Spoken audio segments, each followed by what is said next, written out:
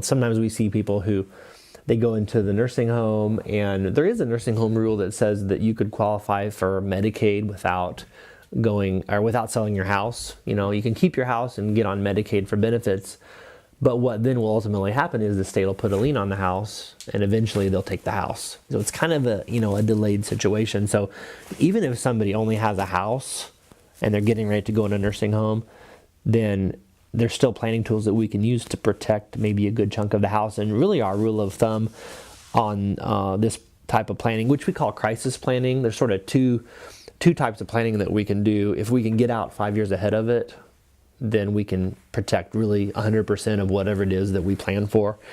And you might think of that as more long-range planning. But then crisis planning would be when someone calls us up and says, Grandma went in the nursing home yesterday, what can we do?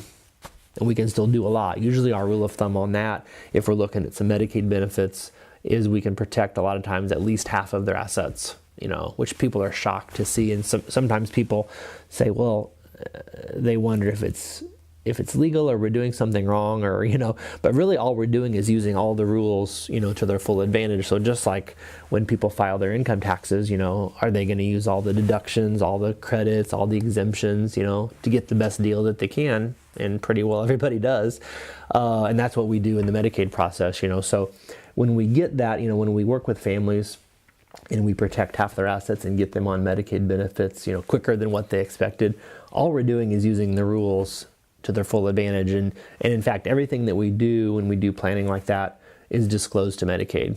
So, we do the planning, we protect the assets, we apply for Medicaid, we tell them 100% of what we've done. And the assets that we protected then end up getting moved to the family or to maybe a trust the family controls, but it gets them out of their name, and it basically sort of stops the bleeding, so to speak. Where we know that there's an end. In a crisis plan, some of the assets will have to be used for the care, but not all of them. Maybe half, maybe less than half will have to be used for the care. And so people are kind of shocked sometimes that it's a big misconception that we see, that people think it's too late to do anything. They think, well, it's unfortunately it's too late. And I hear sad stories all the time where people tell me stories about how their mom or their dad or their grandma was in a nursing home for 3 years, and when they died, they had no money because every dime got spent on the nursing home. And I always think, if only we could have talked to them, earlier.